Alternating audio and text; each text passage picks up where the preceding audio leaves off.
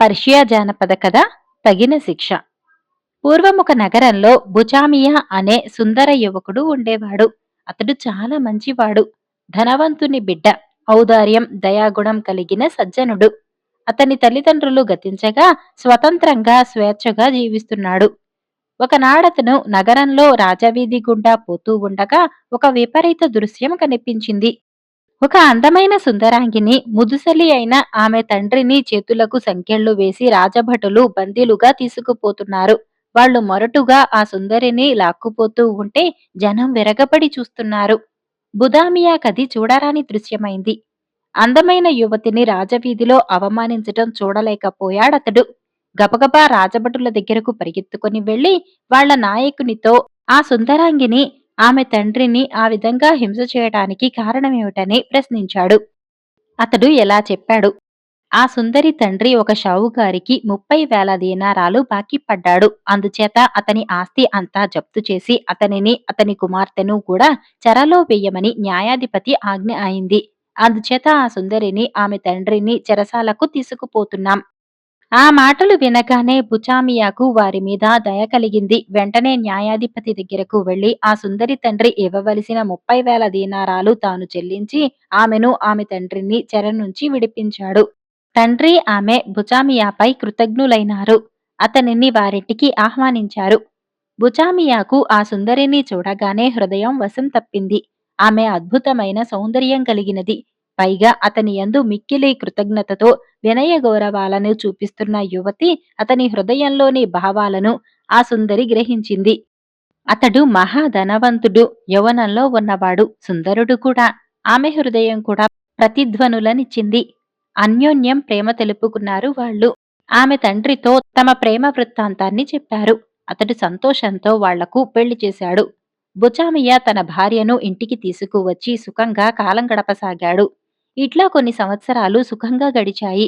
బుచామియాకు ఒక చిన్న దురలవాటు ఉన్నది. అది వేటకు పోవటం. అతనికి వేటకు వెళ్ళటమంటే అమిత సరదా. ఆ వేటకు వెళ్ళటంలో అతనికి స్నేహితులున్నారు.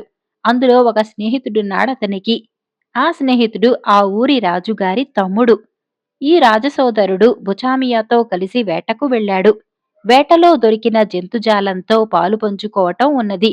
అప్పుడప్పుడు బుచామియా ఇంటికి వచ్చి ఆతిథ్యాన్ని కూడా స్వీకరిస్తూ ఉండగా ఒక త్రుటికాలం బుచామియా భార్యను చూడటం తటస్థించింది.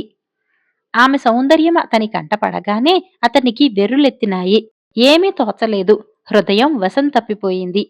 ఇంటికి వెళ్లి ఎట్లాగైనా బుచామియా భార్యను తన స్వాధీనం చేసుకోవాలని ఆలోచనలు చేశాడు.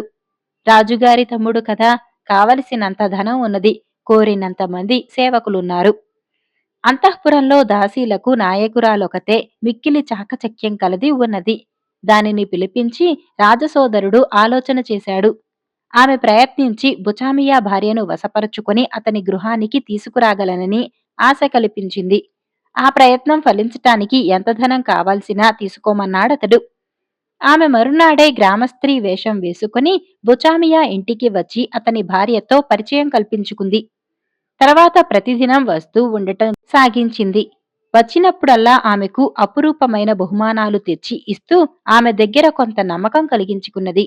తర్వాత తన చాకచక్యాన్ని ఉపయోగించి ఆ సుందరాంగి మనసులో అవినీతి బీజాలు నాటింది. రాజసోదరునిపై ప్రీతి కలిగేటట్టు చేసింది. బుచామియా వేటకు వెళ్ళినప్పుడు రాజసోదరుడు ముసుగువేషం వేసుకుని గోషాస్త్రీలాగా బుచామియా ఇంటికి వచ్చి అతని భార్యతో సుఖించటం ప్రారంభమైంది. అతని భార్య ఇక బుచామియా ఇంటిలో ఉండటం దేనికి అనుకున్నది. రాజుగారి సోదరుని ఇంటికి వెళ్లిపోదామనుకున్నదా కృతజ్ఞురాలు. అందుకోసం ఆమె రాజసోదరునితో కలిసి పెద్ద పన్నాగం పన్నింది. ఒకనాటి అర్ధరాత్రి బుచామియా అనుమానం లేకుండా నిద్రపోతున్నాడు. ఆమె మెల్లిగా లేచి దొడ్డి తలుపు దగ్గరకు వచ్చి వేచి ఉన్నది. ఆమె ప్రియుడు 2 గుర్రాలతో అక్కడకు రాగానే చిన్న ఈల వేశాడు. ఆమె తలుపు తీసింది. ఇంటిలో ఉన్న బంగారం, ధనం, నగలు, విలువగల వజ్రాలు, రత్నాలు అన్నీ తీసుకుని వాళ్ళు గుర్రాల మీద వెళ్లిపోతూ ఇంటికి 4 పక్కలా ఇంటి మధ్యలోనూ నిప్పు అంటించి ప్రజ్వలింపజేశారు. వాళ్ళు దూరంగా వేరొక నగరానికి వెళ్లిపోయి తాము తెచ్చుకున్న ధనంతో భార్యాభర్తలలాగా సుఖంగా కాలక్షేపం చేయసాగారు. మండుతున్న మంటల మూలంగా బుచామియా నిద్రాభంగమై లేచాడు. భార్య కనిపించలేదు. అప్పటికే ఇల్లు చాలా భాగం దహించిపోయింది. భార్య కోసం వెతికాడు. తెల్లవారేదాకా ఇంటి చుట్టూ పరిభ్రమిస్తూనే ఉన్నాడు. ఇరుగు పొరుగు వాళ్ళు చేరారు. తెల్లవారింది. ఇల్లు బూడిద రాశిగా ఉన్నది. తన భార్య అందులో మరణించి ఉంటుందని భావించాడు బుచామియా. తనకున్న సర్వస్వం దగ్ధమైపోయింది అనుకున్నాడు. ఆ బూడిద రాశిని చూసి చాలాసేపు దుఃఖపడ్డాడు. ఇరుగు పొరుగు వాళ్ళు ఓదార్చారతనిని. మంటలలో దగ్ధమైపోతే ఎముకలన్నా తన భార్యవి కనిపిస్తాయని బూడిద రాశి అంతా వెతికాడు. కనిపించలేదు. అతనికి ఆశ్చర్యం వేసింది. అనుమానం కలిగింది. తన మిత్రుడు రాజసోదరుడు కొన్నాళ్లుగా తనతో వేటకు రాకపోవటం మొదలైన సందర్భాలను బట్టి అతడే తన భార్యను బలవంతంగా ఎత్తుకొని పోయి ఉంటాడని, తన భార్య ఏమీ చేయలేక వెళ్లి ఉంటుందని అనుకున్నాడు. ఏమైనా సరే వాళ్లను వెతికి పట్టుకోవాలి అనుకున్నాడు. చింపిరి గుడ్డలు కట్టుకుని ఒంటినిండా బూడిద పూసుకుని జుట్టు విరపోసుకుని నెమలి ఈకలా కట్ట పట్టుకుని బిచ్చగాడుగా బెచ్చమెత్తుకుంటూ తిరిగాడు.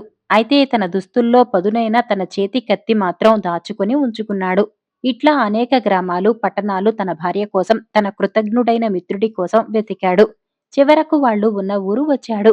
ఆ ఇంట్లోకి తన పూర్వమిత్రుడు వెళ్లటం చూశాడతను. అందుచేత అక్కడనే నిలిచి ఉన్నాడు. బయటకు వచ్చిన దాసి ఆవిడ మూలంగా లోపల ఒక స్త్రీ కూడా ఉన్నదని తెలుసుకున్నాడు. ఆమె చేసిన వర్ణనను బట్టి లోపల ఉన్న ఆమె తన భార్య అని గ్రహించాడు. ఇంకా తన భార్య తనపై అభిమానంతోనే ఉన్నదని, పరిస్థితుల బలవంతం వలన తన్ను వదిలి వెళ్ళిందని అనుకుంటున్నాడతను. అందుచేత ఆ దాసి ఆవిడను పిలిచి ఆమెను చిన్న సహాయం చేయమన్నాడు. ఆమె సరే అన్నది. తాను వచ్చి వాకిట్లో వేచి ఉన్నట్లు తన భార్యతో చెప్పమన్నాడు. దాసి ఆవిడ అట్లాగే చేసింది. లోపల వాళ్ళిద్దరూ ఇష్టాగోష్ఠి కబుర్లు చెప్పుకుంటూ మద్యం త్రాగుతూ ఉండగా దాసి ఆవిడ వెళ్లి ఆమె చెవిలో చెప్పింది. ఆమె భయభ్రాంతురాలై లేచి కిటికీలోంచి బయటకు చూసి బయట ఉన్న భర్తను గుర్తుపట్టింది. వెంటనే తన ప్రియునికి అంతా చెప్పి ప్రమాదం నుంచి తప్పించుకుందామని చెప్పింది. వెంటనే నౌకర్లతో అతడు 2 గుర్రాలు తెప్పించాడు. ఇంట్లో ఉన్న బంగారం, ధనం, ఆభరణాలు, రత్నాలు మూటకట్టుకుని దొడ్డి త్రోవ దగ్గర ఉన్న గుర్రాల దగ్గరకు చేరారు వాళ్ళిద్దరూ. ముందు వాకిట్లో వేచి ఉన్న బుచామియాకు ఏదో అనుమానం వేసింది. ఇంటి వెనుక పక్క చూద్దామని అటు పక్కకు వచ్చాడు. అప్పటికి అతడు గుర్రాన్ని ఎక్కి ఉన్నాడు. ధనం మూట ఉన్న గుర్రం మీద ఆమె ఎక్కబోతున్నది. సేవకుడు సహాయం చేస్తున్నాడు. బుచామియా అకస్మాత్తుగా సేవకుని మీద పడి వాడిని కత్తితో పొడిచాడు. ఆమె ఎక్కబోతున్న గుర్రాన్ని స్వాధీనం చేసుకున్నాడు. ఈ హడావిడిలో ద్రోహి అయిన అతడు మాత్రం గుర్రం ఎక్కి ఉన్నాడు కాబట్టి ఉడాయించాడు.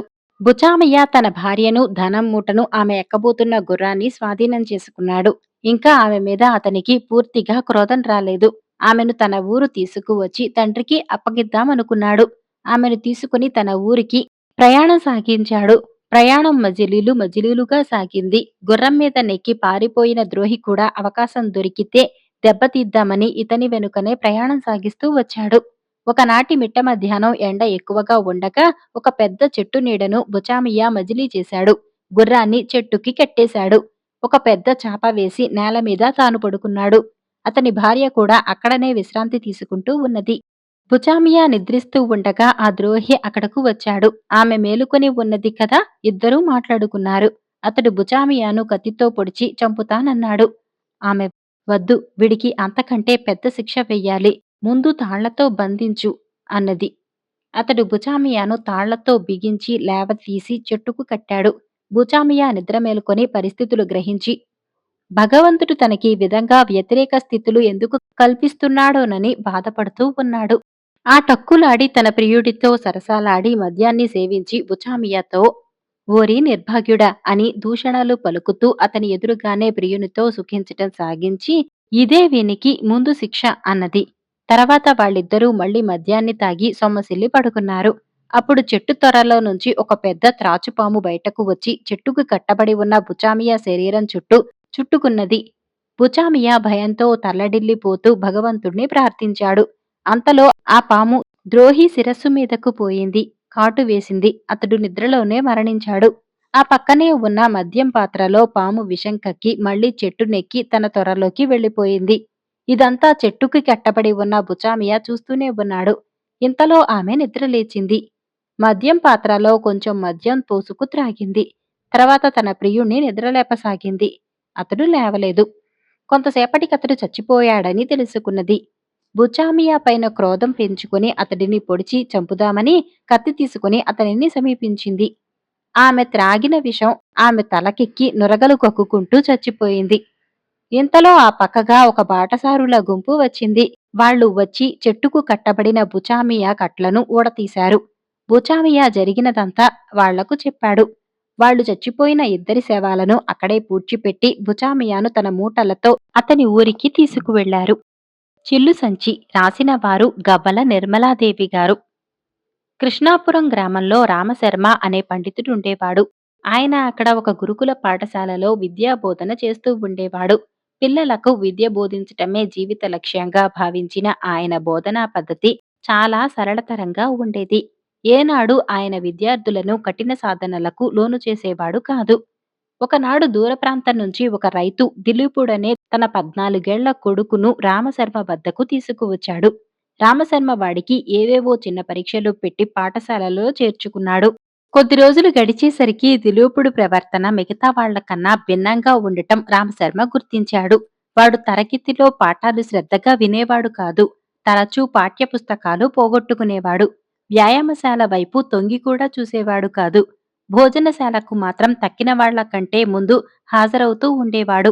ఆ కారణంగా సంవత్సరం తిరిగేసరికి బాగా ఒళ్ళు చేసి బొద్దుగా తయారయ్యాడే కాని వాడిలో బుద్ధి మాత్రం లవలేశం కూడా పెరగలేదు.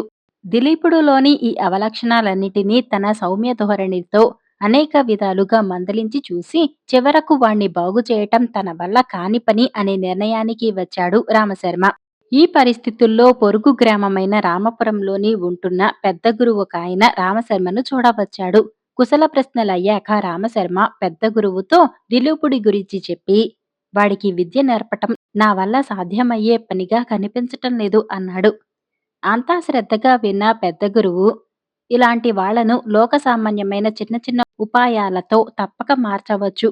ముందుగా వాడిలో ఉన్న లోపమేమిటో వాడే స్వబుద్ధితో తెలుసుకునేలా ప్రయత్నం చేయాలి. అది అంతగా ఫలించినప్పుడు వాడి ప్రవర్తనలోని అసహజత్వాన్ని మనమే వివరించాలి.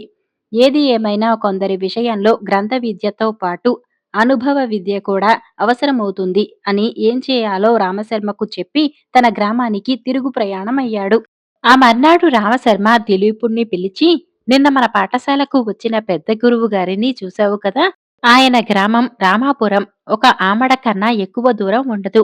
మన పాఠశాలలో లేని కొన్ని శాస్త్ర గ్రంథాలు ఆయన వద్ద ఉన్నాయట. నువ్వు వెళ్లి తీసుకురావాలి. అక్కడికి కాలినడకన పోయి రావచ్చు. ఇకపోతే నీకు దారిలో తిండి ఖర్చులకు కాను కావలసిన డబ్బు ఈ సంచిలో ఉన్నది అంటూ దిలీపుడి చేతికి ఒక సంచి అందించాడు. రామశర్మ తనకు పురమాయించిన పనికి దిలీపుడు తెగ పొంగిపోయాడు. వాడు మారు మాట్లాడకుండా సంచి భుజాన వేసుకుని కూనిరాగాలు తీస్తూ రామాపురానికి బయలుదేరాడు. వాడు వెళుతున్న దారిలో ఒక చోట సంత జరుగుతున్నది. అక్కడ వాడికి కొన్ని తినుబండారాల అంగళ్ళు కనిపించాయి. వాడు ఒక అంగడి దగ్గరకు వెళ్లి నిలబడి గురువుగారిచ్చిన డబ్బు తీద్దామని సంచిలో చేయి పెట్టాడు. వాడి గుండె గుబేలుమన్నది. సంచికి పెద్ద చిల్లు తప్ప అందులో చిల్లు గవ్వలేదు. అంగడి దగ్గర ఉన్న వాళ్లలో ఒకడు దిలీపుడి అవస్థ గమనించి, ఆ డబ్బేదో నువ్వు వచ్చిన దారిలోనే పడిపోయి ఉంటుంది. వెనక్కు వెళ్లి వెతికి చూడు అని సలహా ఇచ్చాడు. ఆ సలహా దిలీపుడికి ఏమాత్రం రుచించలేదు. వాడికి అసలే స్థూలకాయం. మరీ తప్పనిసరి అయితే తప్ప వాడు ఏమాత్రం శరీర శ్రమను ఓర్చలేడు. వాడు చాలా దిగులుగా సంత ప్రాంతాన్ని దాటి మెల్లగా మరికొంత దూరం పోయేసరికి ఒక బిచ్చగాడు ఎదురుపడి, అయ్యా ఆకలి, ఏదైనా ధర్మం చేయండి అంటూ చేయి చాచాడు. దిలీపుడు విసుక్కుంటూ తన దగ్గర ఏమీ లేదని చెప్పినా వాడు వదలక అతడి వెంట కొంత దూరం నడిచి ఏదో తిట్టుకుంటూ వెళ్లిపోయాడు. ఆ మరుక్షణం పక్కన ఉన్న చెట్ల గుంపులో నుంచి ఒక దృఢకాయుడు దిలీపుడి ముందుకు వచ్చి ఆ సంచిలో ఉన్నదంతా ముందు బయటకు తీ అన్నాడు ఆజ్ఞాపిస్తున్నట్టు. దిలీపుడు వణికిపోతూ, అయ్యా సంచిలో ఏమీ లేదు, ఇది చిల్లు సంచి అంటూ దొంగకు చూపించాడు. దొంగ పకాలున నవ్వి, ఆహా, చిల్లు సంచి భుజాన వేసుకుని బయలుదేరావన్నమాట. మహా తెలివైన వాడివి అంటూ తిరిగి చెట్ల గుంపులోకి వెళ్లిపోయాడు. ఆ తర్వాత కొంతసేపటికి దిలీపుడు రామాపురం చేరి పెద్ద గురువు గారింటికి వెళ్ళాడు. ఆయన దిలీపుడి కోసమే ఎదురు చూస్తున్నట్టు ఇంటి ముఖద్వారం దగ్గరే నిలబడి ఉన్నాడు. దిలీపుడు తనను సమీపించగానే ఆయన వాణ్ణి ఒకసారి పరీక్షగా చూసి, బాగా అలసిపోయినట్టున్నావు. ముందు ఏదైనా తిని కాస్త సేదతీరు అన్నాడు ఆదరంగా. ఆ మాటలతో దిలీపుడు కళ్ళనీళ్ల పర్యంతమైపోతూ తాను రామాపురం వస్తూ దారిలో ఎదుర్కొన్న చిక్కులన్నీ చెప్పి వీటన్నిటికీ మూల కారణం ఈ చిల్లు సంచి అంటూ పెద్ద గురువుకు సంచి చూపించాడు. పెద్ద గురువు ఆప్యాయంగా వాడి భుజం తట్టి, ఒరే దిలీపు, మీ గురువుగారు కావాలని ఈ చిల్లు సంచి ఇచ్చాడనుకోను. ఏమైనా అందులో డబ్బు ఉన్నదని ఆయన చెప్పాడు కనుక సంచిని ఒకసారి ఎలా ఉన్నది నువ్వు బయలుదేరినప్పుడే చూసుకుంటే సరిపోయేది. ఒకవేళ ఆయన సంచిలో ఉంచిన డబ్బు చిల్లు కారణంగా దారిలో ఎక్కడో పడిపోయి ఉండవచ్చు. వెనక్కు వెళ్లి వెతక్కపోయావా అన్నాడు. అనుకున్నాను గురువుగారు. ఒకతను అలా చేయమని కూడా చెప్పాడు. కానీ అలవాటు లేని దూరపు నడక వల్ల అప్పటికే కాస్త ఆయాసం మొదలైంది. అందువల్ల తిరిగి వెళ్ళలేకపోయాను అన్నాడు దిలీపుడు విచారంగా. చూశావా? రోజూ వ్యాయామశాలకు వెళ్లి ఎంతో కొంత వ్యాయామం చేస్తే ఆ కొద్దిపాటి నడక్కే ఆయాసం వచ్చేది కాదు. ఇక నుంచి రోజూ వ్యాయామశాలకు వెళుతూ ఉండు అన్నాడు పెద్ద గురువు. అలాగే తప్పక వెళతాను అన్నాడు దిలీపుడు తల వంచి. మరొక సంగతి అంటూ పెద్ద గురువు వాడికేసి పరీక్షగా చూస్తూ, సంవత్సర కాలం గురుకులంలో ఉన్నా నీకు చదువు కాని అంతో ఎంతో లోకజ్ఞానం కాని అబ్బినట్టు లేదు. అది చిల్లు సంచి అని తెలిసాక దాన్ని అవతల పారేసి ఉంటే బిచ్చగాడు, దొంగ కారణంగా నీకెలాంటి ఇబ్బంది కలిగేది కాదు అవునా అని అడిగాడు. అవునన్నట్టు తల ఊపాడు దిలీపుడు. అప్పుడు పెద్ద గురువు వాణ్ణి పక్కన ఉన్న బల్ల మీద కూర్చోమని తను ఎదురుగా ఉన్న కుర్చీలో కూర్చుంటూ, ఒరే, ఈరోజు నీకు ఎదురైన సమస్యలన్నిటికీ కారణం నీ అమాయకత్వం. గురువు నేర్పే విద్య పట్ల తగినంత శ్రద్ధ చూపటం అలవరుచుకో. నేర్చుకున్న విద్యను సార్థకం చేసుకోవాలన్న తపన నీలో కలగాలి. అప్పుడు జ్ఞానం దానంతటదే వస్తుంది. తెలుసు కదా, సముద్రం దాటుదామనుకున్న హనుమంతుడికి శ్రీరాముడు పడవ అందించలేదు కదా అన్నాడు. ఇంత చెప్పిన తర్వాత దిలీపుడికి తనలో ఉన్న లోపమేమిటో అర్థమైంది. వాడు పెద్ద గురువు ఇచ్చిన గ్రంథాలు తీసుకుని తన గురుకుల పాఠశాలకు ఉత్సాహంగా తిరిగి వచ్చాడు. అది గమనించిన గురువు రామశర్మ పెద్ద గురువు సలహా ప్రకారం తను ఉపయోగించిన చిల్లు సంచి, బిచ్చగాడు, దొంగల ప్రభావం దిలీపుడులో కలిగించిన మార్పుకు చాలా సంతోషించాడు. సాలీడమ్మ రాసిన వారు వి జానకీరాం నాయుడు గారు. పూర్వం ఒకప్పుడు చాలా అందమైన పిల్ల ఒకర్తే ఉండేది. ఆమెకు వడుకు పని, నేత పని బాగా చేతనవును. నిజానికి ఆమె వడికినట్లు, నేసినట్లు మరెవళ్ళు వడకలేరు, నేయలేరు. ఆ అమ్మాయి మగ్గం దగ్గర కూర్చొని నేస్తూ ఉంటే ఎంతో ముచ్చటగా ఉంటుంది. అందుకనే అనేక దేశాల నుంచి పెద్ద పెద్దలెందరో ఆమె పనితనాన్ని చూడవస్తారు. నేసిన బట్టలపైన ఆమె రంగురంగులతో వేసే పువ్వులు ఎంతో అద్భుతంగానూ కూడా ఉంటాయి. అవి నిజమైన పువ్వులే అనుకొని ఒక్కొక్కప్పుడు సీతాకోక చిలుకలు అవి వచ్చి వాలుతూ ఉంటాయి కూడాను. సామాన్యంగా జరిగే పని ఏమిటి అంటే ఆ పిల్ల పని ప్రారంభించి ఏదో ఒక వస్త్రం నేయటం పూర్తి చేసిందనుకుందాం. ఈ సంగతి ఏ మహారాణికో తెలిసి తక్షణమే కోరినంత ధనమిచ్చి కొనేసుకుంటుంది. ఆ పిల్ల తయారు చేసిన వస్త్రాలను కొనటానికి అంత పోటీ. ఈ విధంగా ఆ అమ్మాయి చాలా ధనం సంపాదించింది. సంపాదించటం బాగానే ఉంది. కాని ఆ పిల్లకు ధనం ఎక్కువగా పోగుపడేసరికి తగని గర్వం పట్టుకుంది. ఒకనాడు ఆ పిల్ల పనితనానికి చూడవచ్చిన ఒక ఇల్లాలు అన్నది కదా, అమ్మాయి, నువ్వు నేసిన బట్ట పాము కూసంలాగా ఎంత నాజూకుగా ఉన్నదమ్మా. ఇంత నేర్పు గలగడానికి కేవలం ఆ సరస్వతీదేవే స్వయంగా నీకు ఈ విద్యను నేర్పి ఉండాలి అని. ఇలా మెచ్చుకున్నందుకు మరొకళ్ళైతే సంతోషించి ఉందురు. కాని గర్వించిన ఆ పిల్ల సంతోషించకపోగా అడ్డుగా తల ఊపి, వెళ్ళవమ్మా, బాగా చెప్పావులే. అసలు ఆ సరస్వతీదేవికి వచ్చునా నాకు నేర్పటానికి? అయినా నాకేమిటి ఎవళ్ళో విద్య నేర్పటమేమిటి? నేనే 100 మందికి నేర్పుతా అంటూ బడాయిగా మాట్లాడింది. ఈ మాటలు వింటున్న ఆ పిల్ల తండ్రి, అమ్మాయి, అలాగ మాట్లాడటం పొరపాటు, అవివేకమును. ఈ సంగతి సరస్వతీదేవికి తెలిసిందంటే నీకు తగినట్టు బుద్ధి చెప్పి శిక్షించుతుంది సుమా అని ఆమెను మందలించాడు. గర్వించిన ఆ పిల్ల అప్పటికీ ఊరుకోక, అలా అంటారేమిటి నాన్నగారు? ఆ సరస్వతీదేవి ఇక్కడకు వచ్చినట్టయితే ఎవరి పనితనం ఎటువంటిదో తెలిసిపోతుంది. నేను నేసినంత నాజూకుగా ఆమె నేయగలదేమో, రమ్మనండి చూద్దాం అంటూ ఆమె తండ్రి మాటను కూడా ధిక్కరించింది. సరిగా అదే సమయంలో ఒక ముసలావిడ అక్కడకు వచ్చి, అమ్మాయి, నువ్వు చాలా పనితనం నేర్చిన పిల్లవే కావచ్చు. అయినప్పటికీ ప్రపంచానికి విద్యలు నేర్పే సరస్వతీదేవిని నిందించటం తగదు. ఇప్పుడైనా పొరపాటుకి పశ్చాత్తాపడినావంటే ఆమె నిన్ను క్షమిస్తుంది అని మందలించింది. ఈ మాటలు వినేసరికి ఆ గర్వించిన పిల్లకు ఉడికెత్తి, వెళ్ళవమ్మా ముసలి, నువ్వు ఒక పెద్ద మనిషిలాగా చెప్పవచ్చావు. నేతి సంగతి నీకేం తెలుసు? తెలియని విషయాల్లో వేలాడ్డమేమిటి? రమ్మను మీ సరస్వతీదేవిని. పరీక్ష పెట్టిస్తే సరి. ఎవరి పనితనం ఎటువంటిదో చూద్దువు కాని అని ముసలావిడను కసిరి కొట్టింది. వెంటనే ముసలావిడ వేషం మార్చి సరస్వతీదేవి నిజరూపంలో ప్రత్యక్షమై ఎదుట నిలబడింది. అక్కడ ఆ పిల్ల పనితనాన్ని చూడవచ్చిన వాళ్ళందరూ, అయ్యో! ఎంత పని జరిగింది. ఆ పిల్ల మంచి పనావిడే. అయితే ఎందుకు తగని గర్వం? ఆమెకు బుద్ధి చెప్పటానికి సరస్వతీదేవే స్వయంగా వచ్చేసింది. ఆ పిల్లను పాపం దేవి ఏమి చేసిపోతుందో అని గడగడలాడిపోతున్నారు. ఎంత పని జరిగినా ఆ పిల్లకు కొంచెం కూడా గర్వం తగ్గలేదు. ఓహో! నీవేనా సరస్వతీదేవివి? సరే సంతోషమే కాని నాతో సమంగా వడకటం, నేయటం నీకు చేతనవునా? అని అడిగింది. ఆ ప్రశ్నకు జవాబుగా, ఓసి పిచ్చిపిల్ల, ఇక్కడ 2 మగ్గాలు ఉన్నాయి కదా! చెరివొక మగ్గం మీద నీవొకటి నేనొకటి వస్త్రాలు నేద్దాం అన్నది సరస్వతీదేవి. అలానే ఇద్దరూ నేత ప్రారంభించారు. కొంతసేపటికి ఇద్దరూ చెరివొక వస్త్రము నేశారు. 2 వస్త్రాలు చక్కగానే ఉన్నాయి. దేవి నేసిన వస్త్రం పైన ఆమె కొన్ని అందమైన బొమ్మలు వేసింది. దేవిని ధిక్కరించిన గర్వపోతులు ఎలా శిక్ష పొందుతారో ఆ బొమ్మలు చూస్తే తెలుస్తుంది. ఈ బొమ్మలు చూచైనా ఆ పిల్ల పశ్చాత్తాపం చెంది బుద్ధి తెచ్చుకుంటుందేమో అని ఆమె ఉద్దేశం. ఆ పిల్ల కూడా తను నేసిన వస్త్రం పైన కొన్ని బొమ్మలు వేసింది. ఆ బొమ్మలు సరస్వతీదేవి తన స్నేహితులతో పోట్లాడుకున్నట్లు కోపపు ముఖాలతో అసహ్యంగా ఉన్నాయి. ఆ పిల్ల పనితనానికి దేవి సంతోషించింది కాని వస్త్రం మీది బొమ్మలు చూడగానే ఆమెకు ఒళ్ళు మండింది. అమ్మాయి, నువ్వు నాకంటే చాలా చక్కగా నేశావు. సంతోషమే. పనితనంలో నువ్వు నాకంటే గొప్పదానివి. ఇంత పనితనము నీకు చేతిలో ఉన్నందుకు తగిన వినయం కూడా ఉన్నట్టయితే రాణించి ఉందువు. కాని నీకు తగని గర్వం ఎక్కువైపోయింది. అందుచేత నిన్ను శిక్షించక తప్పదు. ప్రపంచంలోకెల్లా వడుకుటలోనూ, నేత పనిలోనూ నిన్ను మించిన వాళ్ళు లేరనే పేరు శాశ్వతంగా ఉండిపోయేటట్టు నిన్ను దీవిస్తున్నాను. అయితే నీ గర్వానికి ప్రాయశ్చిత్తంగా నువ్వు ఎల్లప్పుడూ ఈ పనిలోనే ఉండిపోతావు. మరే పని నీకు చేత కాదు. ఇదే శిక్ష అని సరస్వతీదేవి ఆ పిల్లను శపించింది. ఇలా శపించుతూ దేవి ఆ పిల్ల నేసిన వస్త్రాన్ని తుండు తుండుగా చించివేసింది. దేవి పెట్టిన శాపానికి ఫలితంగా గర్వించిన ఆ పిల్లకు తల వెంట్రుకలు రాలిపోయాయి. ఆమె చక్కటి శరీరమంతా తగ్గిపోయి బొటనవేలి గోరంతా చిన్నదైపోయింది. క్రమంగా ఆమెకు ఒక సాలెపురుగు రూపం వచ్చింది. ఇక చేసేదేముంది?